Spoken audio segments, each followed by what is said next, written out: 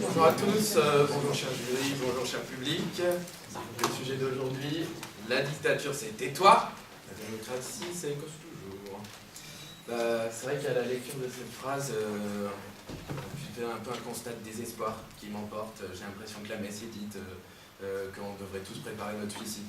Que si on a des amis à la Poste, à France Télécom, des amis qui sont en train de préparer une croisière Costa, qui devraient nous rejoindre tous ensemble. On fait un groupe Facebook et on va tous se suicider ensemble parce que à la lecture de cette phrase, il n'y a plus beaucoup de place pour l'espoir, j'ai l'impression. Ce serait un peu comme, au final, ce que dit cette phrase, c'est démocratie, dictature, c'est kiff ou rico. Sarkozy, Hitler, c'est le même panier. Bon, peut-être qu'il avait moins de talent de peintre, Sarkozy, mais c'est la même chose. Et en plus, le pire avec cette citation, c'est qu'elle nous dit en plus que la démocratie serait plus perverse, serait plus hypocrite, qu'elle cacherait plein de choses. Ce serait même presque pire que la dictature, qui elle est, dans sa radicalité, plus honnête. Eh bien, moi, je m'inscris complètement en faux de cette citation, et je vais vous essayer de vous le prouver. Déjà, vous essayez de vous prouver l'absurdité de cette situation, qu'on peut la retourner dans tous les sens, qu'elle est soit vraie, soit fausse, dans tous les cas, qu'elle est absurde. Et c'est, une fois de plus, une sorte de bon mot qui est réducteur, très éloigné de la complexité de la situation. Je vous invite donc tous à dépasser avec moi cet état de fait qui est l'état de quelques cyniques à la recherche d'un bon mot. Et donc, voilà. Je vais d'abord vous parler en première partie donc, de la dictature qui non pas le royaume du tais-toi, mais qui est le royaume de l'expression. Et voilà. Donc, ça pourrait paraître bizarre, mais la dictature est bien le royaume de l'expression. Grâce à l'intensité et la violence qu'elle exerce sur le peuple, elle radicalise les points de vue. Elle fait monter des prises de position. Elle exhorte les gens à résister. Sans dictature n'aurait jamais eu des Primo Levi qui auraient même peut-être dû mettre une petite dédicace à la fin de son livre pour remercier d'avoir pu devenir une star a posteriori, et à titre posthume. On n'aurait pas eu non plus de Solzhenitsyn ou d'Eisenstein. On peut aussi voir plus récemment les Nord-Coréens qui nous ont fait une splendide scène d'hystérie collective digne de l'acteur studio. Sans cela, ils seraient tous restés anonymes dans leur petite cuisine.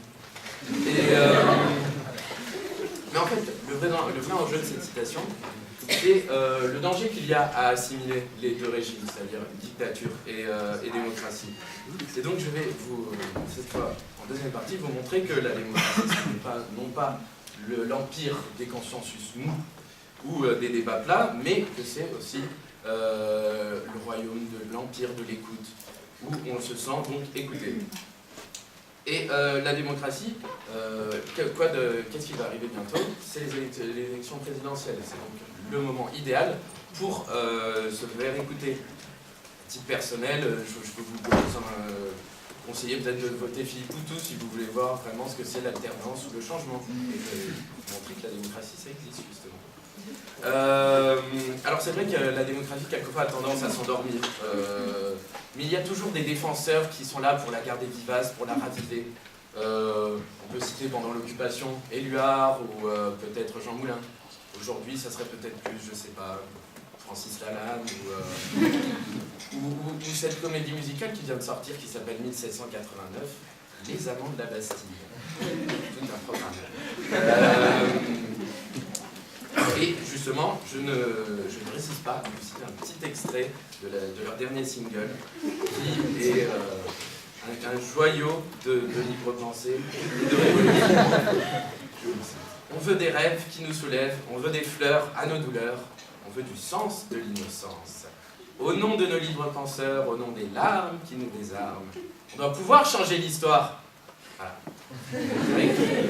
Tout de suite, on ne peut pas nier qu'il y a quelque chose derrière. Ou Francis Lalanne lui-même, justement, qui, il y a 2 ans, chez Ruquier, critiquait l'État, ce qu'il appelait l'État démocratique totalitaire.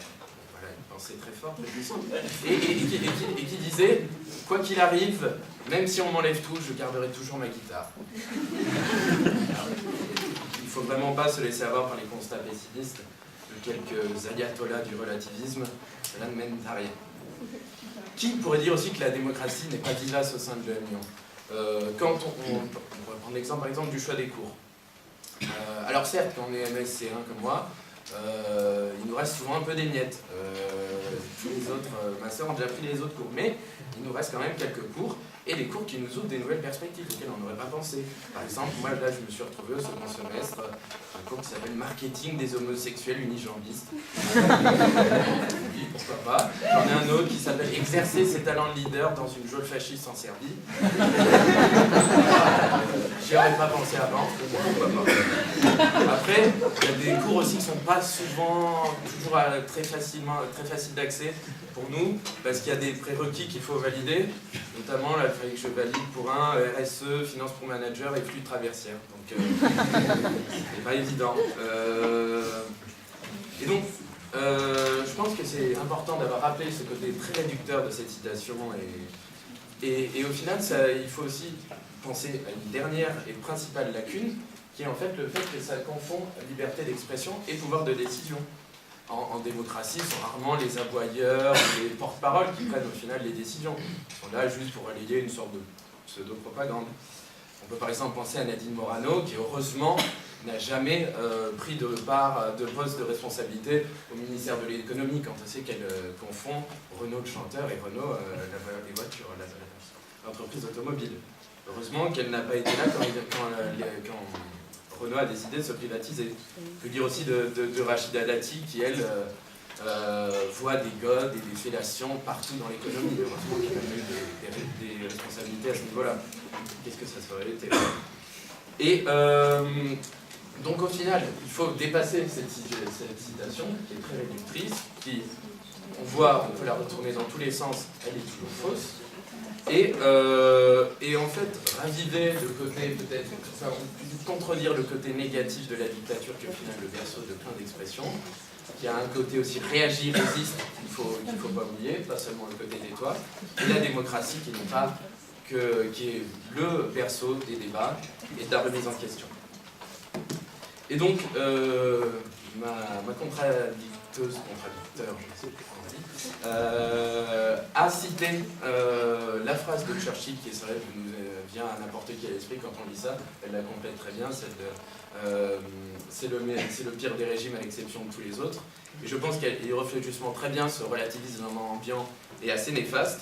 Donc pour contredire cela, je vais reprendre une autre citation de Winston Churchill qui elle dit « La démocratie, c'est quand on sonne à la porte à 7 h du matin et que c'est un livreur de lait qui est là. » Et c'est donc pour, vous l'aurez sans doute compris, pour souligner que les régimes sont très différents et qu'il ne faut absolument pas les confondre.